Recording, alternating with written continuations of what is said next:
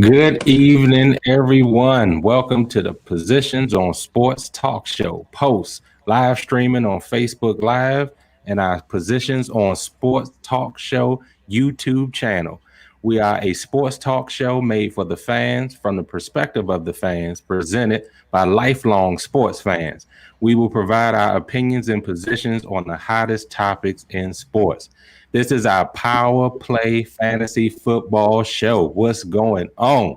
Every Thursday night at 7:30 p.m., we will discuss our fantasy league and discuss all the news and picks from around the world of fantasy football. We will let you know our opinions and advice on the most popular players, from trade starters and who should be on the bench. My name is Professor J. I'm joined tonight by my brothers in crime, Jay Wheels and J3. What's up, brothers? What's going on? Happy to be here. Yes, What's up, sir. fellas? What's going on, And we're fellas? also joined tonight by our prolific post contributor, Sense. What's going on, my man? What's going on, fellas? Happy to be here for another week. Let's get it going. Yes, sir. So, of course, we are going to delight you tonight with our great picks and everything that we got going on for you tonight. So, we want you to sit back, stop making them picks, stop making them trays, them sits, because you got about 45 minutes before kickoff. So, we definitely want to keep the energy going right now before kickoff, and we might just convince you to make a few moves. So, tonight we give those pertinent injury reports, fantasy news shorts, top dogs, sleepers, quick hits, quiet storm, and closers. So let's get cracking. I'm going to turn it over to my brother Jay Wheels to give you some fantasy news and injuries. Wonderful. We entering into week 2. I want you guys to keep your eyes out for Browns wide receiver Jarvis Landry, hip injury. Landry is officially questionable to play on Thursday night against the Bengals, though he does intend to play according to ESPN's Jeremy Fowler. Landry was a limited participant in Wednesday's practice after sitting out on Tuesday. Running back Le'Veon Bell, New York Jets, his hamstring.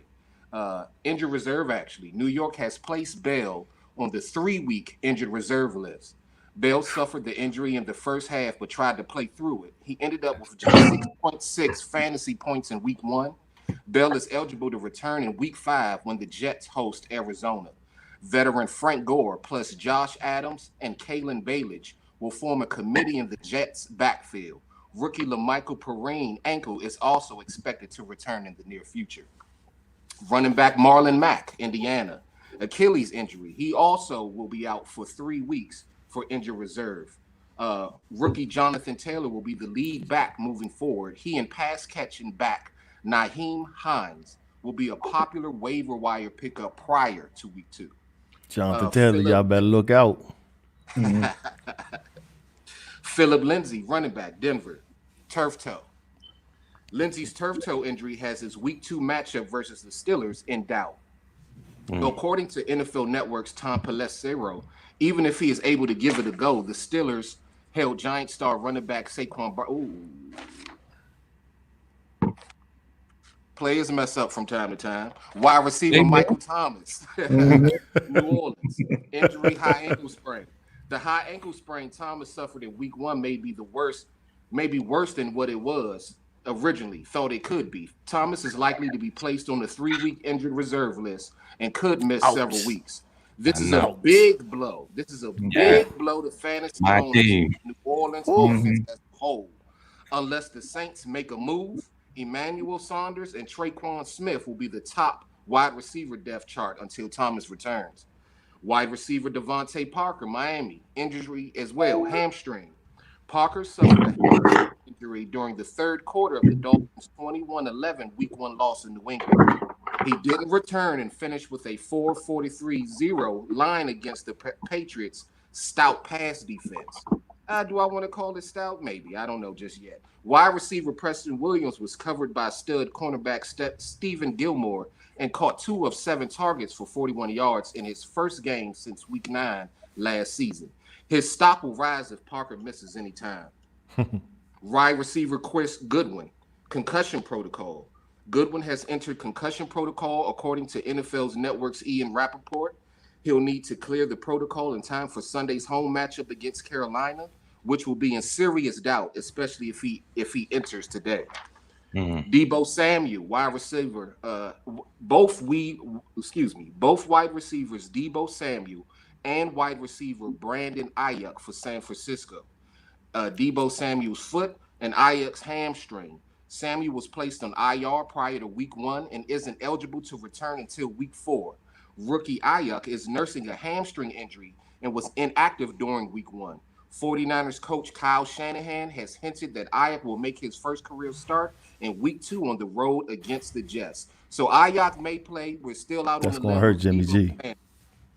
Say again, I'm sorry. That's gonna hurt Jimmy G. It definitely is. Especially Deebo Samuels. That's gonna hurt him. Yes, sir. Yeah. Wide receiver Denzel Mims, New York Jets. New York has placed rookie wide receiver Mims on the 3-week injured reserve list. This is more bad news for the beleaguered Jets as Mims is dealing with injuries to both of his hamstrings now. Mims didn't play in week 1 and will be sidelined till at least week 5. That means receivers Jamison Crowder, Brashad Perryman, plus tight end Chris Herndon will continue as the top targets for QB Sam Darnold. It's the George Jets. Kittle. Tight end. Fantasy though. So Kittle suffered a knee sprain in the second quarter of the 49ers week 1 loss. I repeat, Kittle suffered a knee sprain in the second quarter of the 49ers week 1 loss to Arizona. Kittle returned in the second half, but didn't add to his stats for the game. While the injury isn't considered serious, fantasy players need to monitor his practice time leading up to week 2. Jordan Reed and Ross Dwelley are back for San Francisco if Kittle misses any time. We may get a Jordan Reed side of everybody. Concussion. Don't look just at know him too hard. Yeah, He it's worth. himself as well. Just Tight know end he David Njoku. he get on the field. It ain't gonna stay that long. Right. Nah, It nah. sure ain't. Never has, never will. That's the only knock on my man. Wonderful player, seemed to be a great individual, good family. Sister was always at the game, but he could never stay on the field consistently. So my heart go out to him and his family. Tight end David Njoku, Cleveland. After catching 3 of 3 targets for 50 yards and 1 touchdown, Njoku was injured in the third quarter during the Browns' 38-6 blowout loss to Baltimore. Austin Hopper and rookie Harrison Bryant will battle for tight end targets until Njoku returns. Hopper is likely to see more short-term targets. He should be considered as a waiver wire addition by owners looking to replace Njoku prior to week 2. Tight end Blake Jarwin, Dallas, injury ACL and is out for the season. Pegged as the heir apparent to Jason Witten, Jarwin is out for the season. He tore his ATL on a non-contact play, the worst, while running a route in the second quarter of the Cowboys' Week 1 loss to the Rams. Dalton Schultz will be the tight end in Dallas moving forward. At least he's the number 1 tight end right now, unless they add a quality player. It's wise to ignore the tight end position in Dallas for right now, they're reporting. Amari Cooper, Ezekiel Elliott, Michael Gallup, and CeeDee Lamb will continue to be the main targets for Dak Prescott. CeeDee Lamb. CeeDee Lamb. Bills wide receiver John Brown impressed in the Bills opener, racking up 6 catches for 70 yards and a touchdown on 10 targets, but he missed Wednesday's practice with a foot injury. It's unclear when the injury was sustained. At the moment, Brown's week 2 status does not appear to be in jeopardy, but his practice participation will be worth monitoring over the next couple of days. Lions wide receiver Kenny Golladay, hamstring. Golladay is now 1 week removed from a hamstring injury he suffered in practice, but he remained or did not participate in Wednesday's practice. Golladay was given a doubtful tag in week 1 and never seemed particularly close to playing after sustaining the injury. As long as Golladay continues to miss practice, it's hard to imagine him returning to play on Sunday. Eagles running back Miles Sanders. According to ESPN's Adam Schefter, me and him are close like that. He texts me personally if you want. Shout out. Sanders is currently on track to play week 2 after missing the Eagles opener. Sanders' practice participation on Wednesday reinforces Schefter's report as the running back was able to practice in full after being a limited participant throughout last week. Backfield mate Boston Scott who was forced from Philadelphia's Week 1 loss with an undisclosed injury, was not Washington listed on the football Eagles team. Wednesday injury report. Yeah, they ran across some muscles, some strong individuals who doesn't have a mascot at the time. Broncos running back Philip Lindsay. Lindsay is believed to have sustained a turf toe injury in Week 1, though he is currently awaiting a second opinion. Assuming the initial diagnosis is confirmed, Lindsay will likely be sidelined for a few weeks. The Broncos will lean on Melvin Gordon, who rushed for 78 yards and a touchdown on 15 carries in Week 1, and Royce Freeman in Lindsay's absence. I would suggest checking out your man Melvin Gordon. He played some good solid ball last week, and he got him a touchdown. It's the Broncos. 49ers cornerback Richard Sherman, leg. The 49ers made a surprising move today when they placed Sherman on injured reserve. According to NFL Network's Tom Pelissero, Sherman is not expected to miss significant time, though he is required to miss at least 3 games by playing on IR. So IR can hit funny. It could be the long-term one, or it could be the three-week kind. So always keep your eye out on that and make sure exactly what's going on. Is my man out for the remainder of the season, or he's just taking a quick vacation? Back to my man, Professor J. Yeah, let's run it back to the Eagles' backfield because they are being decimated early in the season. And that means that if all else fails, it's going to have to run through Wentz and his 2 dynamic tight ends. And against a stout defense, as we saw with Washington, that could be a formidable thing for him to do, i.e. picks, bunch of sacks, because that running game don't seem like it's going to be there for Philly. So you might beware. They might end up at the bottom of the division fighting the Giants for that one this year. One other thing I want to add, speaking of Philly, is also their defense. Brandon Graham, one of the linchpins of the defense, the linebacker, is under concussion protocol. So that affects the Philly defense, so I would kind of consider sitting them if you are an owner. Got you. And then what about James Conner? What you got on that, Jay Wheels? James Conner, he practiced. He was missing in practice yesterday, but he did have a full practice today. Okay. Now, they're not expecting him to go 100%. I think he's just going to step on the field because he does feel healthy. He can play a bit. So if you have other players that could possibly get a bigger role or running the risk of scoring more than James Conner at this time, I suggest you put him into the lineup until we can find out if he's 100% or not. Big Ed said be looking out for Jalen Hurts to step in. Jalen Hurts is another individual. We'll see how Wentz does against the Rams. Yeah, but would you get Hurts on the field anyway, even with Wentz out there? It's a good question. Well, he's an athlete. All I can say is if they look at what New Orleans are doing with Hill and Drew Brees, they can do the same thing with Hurts and Hurts and Hurt. Right. Hey, and I wouldn't sleep on their head coach. He liked trick plays anyway.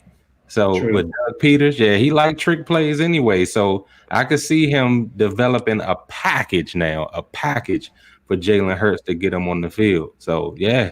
And Hurts can run a wildcat because he a quarterback and he runs like a running back. Absolutely. Absolutely. If I had the luxury, I would do it. Yeah, that's interesting. How do you think Matthew Stafford going to fare, losing one of his top targets in Kenny Galladay? First of all, it's the Lions. What are they going to do? True. Let's just be real. It is Matthew Stafford. He's a solid QB, and he can make some things happen. Yeah, he still puts up solid numbers. He gets hurt. I would suggest maybe giving Swift more burn, like maybe having them do some stuff out the backfield. And Stafford is definitely a guy who spreads the ball around. Mm-hmm. He doesn't pick on one receiver. He doesn't overlook the next one. If you're open, he's an individual that will throw you the ball. He's just been missing Calvin Johnson for a little while. That's all. When he ain't on his back, he delivering the ball. He scorched us more times than I like to remember. Right. All right, fellas, I'm going to jump into the sleepers for this weekend, and I'm going to start off with none other than Mr. Anthony Miller, wide receiver for the Tampa Bay Buccaneers. He is becoming Tom's favorite target early in the season. Look like shades of all those little New England wide receivers that Brady had so much success with. So if you didn't pick him up yet or you're not giving him a look, start looking at Anthony Miller because he's a bona fide sleeper. Dallas Goedert, tight end, Philly. No matter what, Carson Wentz loves him some tight ends. So no matter what, killing me in those games, he is going to hit his tight ends. Like a dummy, I kept him on the bench. Dallas Goedert. So he wasn't hitting the right one. That's the problem. He wasn't hitting the right one. I'm like Ertz. Can't Ertz get some play? Please, can't Ertz get some play? I'm trying to understand. Man, two passes. That's it. Yeah, but Goddard gonna be up for a nice contract, and they just paid Ertz, so Wentz got to spread that love around because he's gonna have to answer to one of them if they don't get the ball enough touches during the game. Right. Killing my points. Right. All right, next up, we got Kareem Hunt, running back, Cleveland Browns. He's going to be this week for the Battle of Ohio. I would say return of the Chiefs form that he had. So stay tuned because I'm not real sold on that Bengals defense. J.K. Dobbins, running back. Hold on real quick.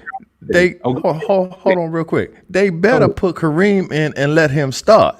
I mean, don't get me wrong, Chubbs is good, but Kareem Hunt is an all-around back. They need to put him in the backfield and start him. And Chubb put that ball on the ground last week, did he not? Yeah. So that's another reason for him because he hurting the fantasy points with that. You can't put the ball on the ground. If Joe Gibbs was coaching, he'd been on the bench.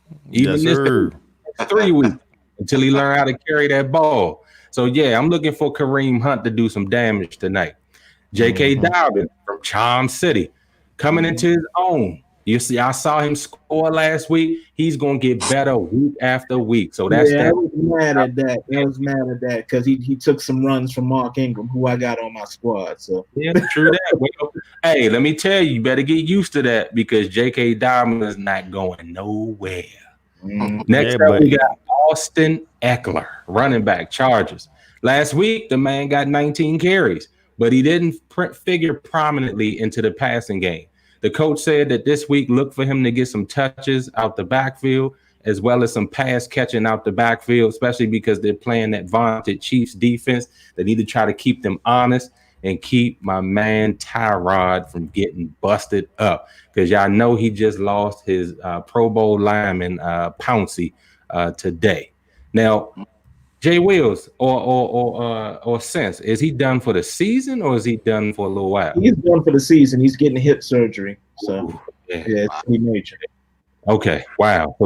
So yeah, stay tuned on that. If y'all got Tyrod starting, you might want to think about that a little bit. All right, quick hits. Buda Baker, strong safety for Arizona. Man, that dude is a ball hawk, and he will be all over the field. He's going to be safety blitzing, and I got him getting one INT. He will torment Haskins a bit on Sunday, so look out for him.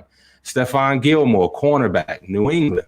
More than likely will cover DK Metcalf, and it's said that he will shut him down. Woo. What you got to say about that, Sense? Come on with it. I'm starting Gilmore this week, so I'm kind of hoping he does have a field day against DK Metcalf because apparently that's who he's going to be covering. So, but I also got DK Metcalf, so I'm kind of in a little bind. I hope he gets some catches just to give me some points. Who gonna throw him the ball? You just gonna start them both. Just go. Who gonna throw him the ball? That's what I want to know. Who gonna throw him the ball? Oh, Russ. Exactly. What you worried about? What you worried about? What you worried about? Well, the word on the street is he's the one of the most best lockdown corners in the game, that Gilmore. So we'll see. We'll see. Okay, we sure will. And next we got Clyde Edwards-Helaire, running back, Chiefs. If you saw his game last week, I say more? In this offense, this dude is starting to look like Priest Holmes, then got crossed with Brian Westbrook. This player you want to feed. Forget that dude in Dallas. He is the real deal. Yes, that's real talk right there. That's real talk. Shout out to Priest. What'd you say? Shout out to Priest Holmes. Right. Where he at? You know it. All right, and that takes me over to the quiet storm. And I got to start out with Logan Thomas, tight end for the Washington football team. He flashed against the Eagles and is showing some moxie. There's a reason that Thaddeus Moss was shown the door, and he should be very productive against Arizona this week for 5 catches, at least 50 yards, and a touchdown late. David Johnson, running back, Texans. I know he's easy to forget. I know it because of the injuries in Arizona, but he reminded us that he still has it last week against the Chiefs. He will quietly get 80 to 100 yards against the vaunted Ravens defense and score a touchdown in a loss, but at least he will bring his lunch pail in a second week in a row, which he's a workhorse. Yeah, he's a workhorse. He surprised me last week. I'm like, oh, okay, this is the David Johnson that's been in the top 5 of fantasy picks for the last few years. Right, he's a workhorse. He remind me of Adrian Peterson. That man will get you them lunch pail points in fantasy football, getting you touchdowns when you need it, getting you those crucial yards, because he's due. He bust for one last week. He's due to bust for one this week again. So even though he might not get as many touches as you would like, he makes the most out of those touches to get you some points. All right, and then we move over to our closers. And y'all might fight me on this one, but I got a defense here. I got the Titans defense. They will do a great job containing Minshew, and keeping the Jacksonville offense pedestrian. The Titans defense was stiff and stingy against the much improved Broncos offense and kept the game close. Coach Vrabel will always demand a lot from his defense. So I'm telling you, it might not be a runaway game, but that defense going to make the plays at the end of that game for a Titans victory. I mean, and then go ahead. Real quick. In the words of J3, it's Jacksonville. Exactly. Jacksonville defense that you want to play that's going to close out the game. I'm trying to tell you. So make sure you got them down. And then I got to go back. To the well. Josh Allen. I told y'all last week he would shine against the Jets. He going to repeat the same thing against the Miami Dolphins. Look for him in a game that might not be a runaway, but it might come down to a tight race at the end, and Josh will make the key plays to make sure that they go home with the victory. And then I gotta go. Josh is growing. Josh is growing. Yeah, Josh is growing. Yeah, don't sleep on him. Yeah, they say he's a poor man's Lamar Jackson. So that's right. And he growing better than Sam Darnold. I hope nobody's starting him. That's another subject. Who? Right. Exactly. So I got to go back to Matty Ice. He had a great game in a loss against Mr. Ruff, and we trust, but he still lit it up, and he hit his boys, Ridley and Jones, enough that if you have any 3 of those players, you need to start them. They will close out this game the way that you would like. They will rack up those points. So whether they win or lose, because we're not predicting wins or losses here, whether they win or lose, Matt Ryan and his 2 boys will get you your points this week. Ben Roethlisberger and Big Ed will like this one. Big Ben. This will be a competitive game now, but look for Ben to make some big throws down the stretch in the 4th quarter to close out a feisty Broncos team. And then I'm going to let you know my top dogs this week. And it should be no surprise that Pat Mahomes is going to repeat. He's going to get you 25 plus points. So if you got him, you better start him. And then the combination of DeAndre Hopkins and Kyler Murray will get you 40 plus points this week. So if you got either one or both, you need to start them. What y'all got for me, fellas? Well, I got DeAndre Hopkins, so I'm definitely open for that, even if it's against my Washington team. But okay. Yeah, I definitely concur on those top dogs, and yeah. All right, so cool. So I This gonna salute be you. a true. This gonna be a true test for the Washington club because, like you said, the quarterback that's sitting behind the center definitely can throw the ball, and then the receiver that he's throwing it to, if he catches the ball, he gonna get you 15, 20 yards easy. So we gonna see what the cornerbacks and the safeties can do with this defense.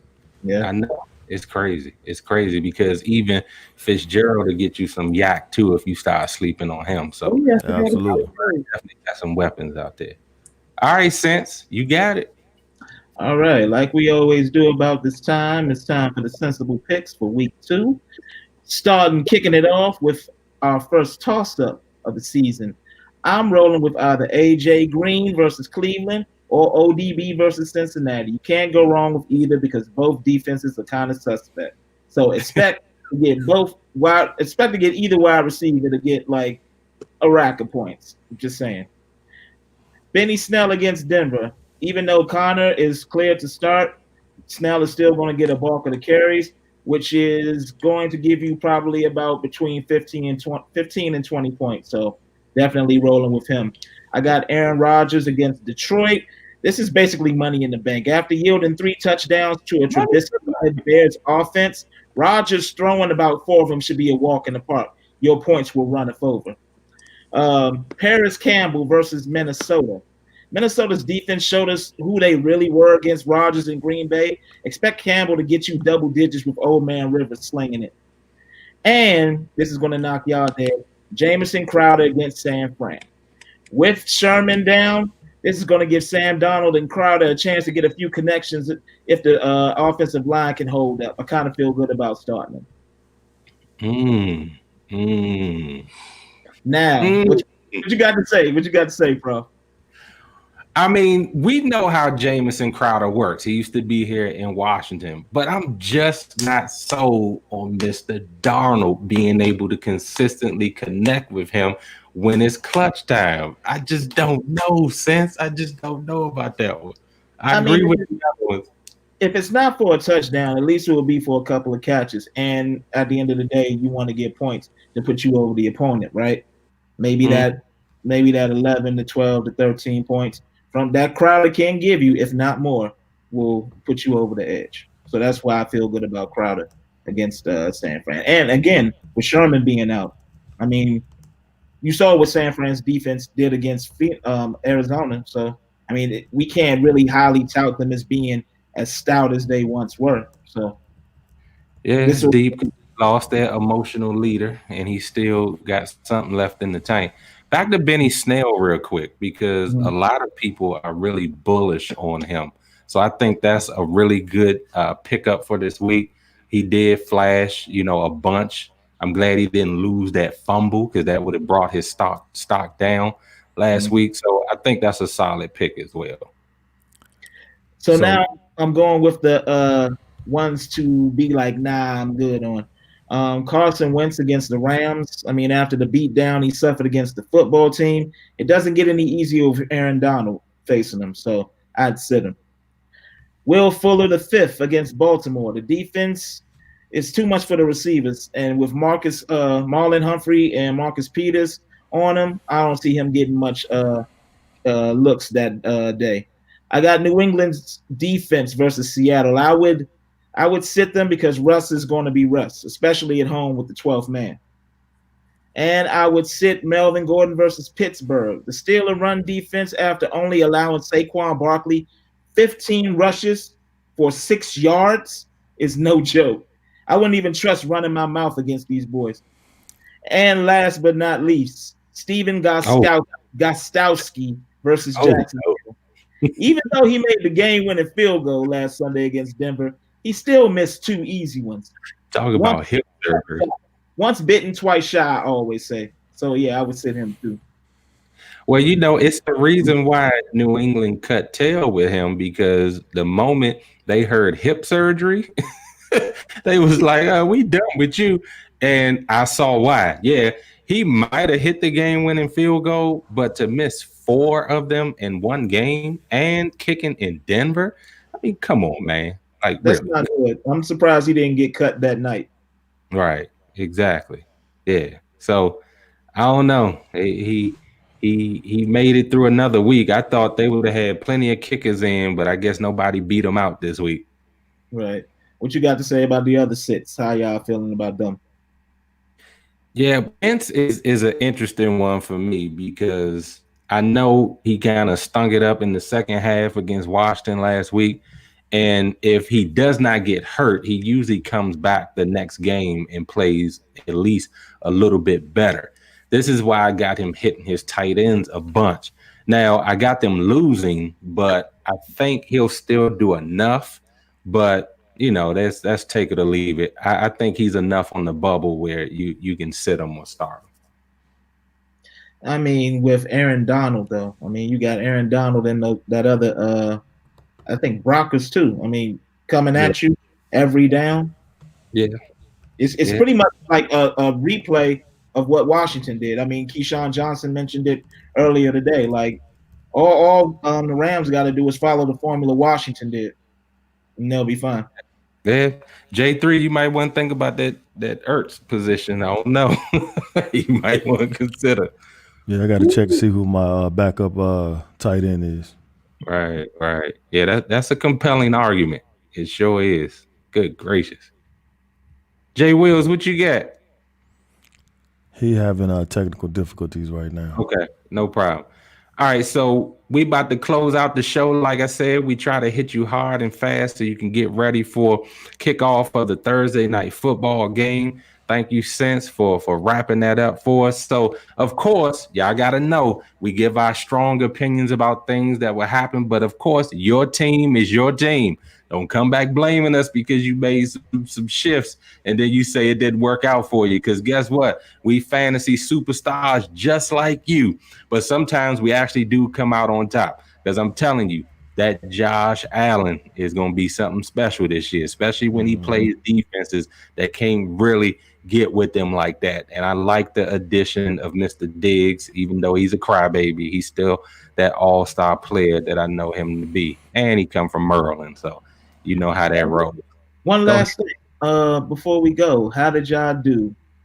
Y'all, like the four of us, do with y'all fantasy team last week? Oh, you try to be funny. You got I caught the dub. I mean, I don't want to brag. No. Yeah, I mean, I got smashed last week. It's all good because I'm good for at least one smash, and it just happens sometimes, you know, when you're trying to figure people out. But I think my lineup that I put together for this week will do just fine. Yeah, so with my picks, I mean, I did pretty good. I mean, dude just lucked up with his receivers. They got more points than I did. And then my defense didn't show up, both the bench and the starters. So, I mean, that hurt me. But other than that, 171, I'm still not mad. I mean, again, this is a fantasy league, and we're learning. And we're learning how to project who's going to win and who's going to lose. So I'm not mad at all. That's right. Yes, sir. That's what we do. Mm-hmm. All right. So any final thoughts from you guys before we close it out? Like you said, just choose wisely. You know, all we can do is tell you or advise. The final decision is up to you. Looking forward to a great game. I mean, considering what it's worth between Cincinnati and Cleveland, but I think this is a gut check time for Cleveland. If Cleveland can't win this against Cincinnati, their in-state rival, their division rival, then you might start having some conversations about replacing Baker. Since you got any players playing in the game tonight? I don't think so. I think in one league I do have Joe Mixon starting. Yeah, I got Joe Mixon starting tonight as well as ODB. He better do before he end up on the chopping block. I'm not sure if you noticed or not, Sense, but you and I up against each other this weekend. Yeah. Should be fun. Fun. Mm-hmm. All right. Well, I'm looking out. Oh, Jay Wills get the sign up. Don't worry about it. We're going to work on you, bro. Don't even worry about it. We got you. All right, folks. We thank you guys for tuning in with us tonight. We know that this is a niche show. So anybody that you know out there that are into fantasy football hard or just rookies just starting out this year, please send them our way. We'll be glad to usher them into the show, take their comments and concerns. And hey, we try to give the best advice that we can give. All of us might not be experts, but we pay attention, we do our research, and we look at what a lot of the experts are saying about fantasy. And then we come on the mic to share it with you. So we thank you guys. And also, I just want to add, we're still building. So if y'all got any suggestions, some new topics to, do, feel free to let us know on the comments on Facebook as well. All right. Well said. Well said. So Jay Will, just give us a peace sign and we're going to be out. Thanks, J3. Yeah, he can't hear us. He can't hear us. All right. Y'all be easy. All right. Take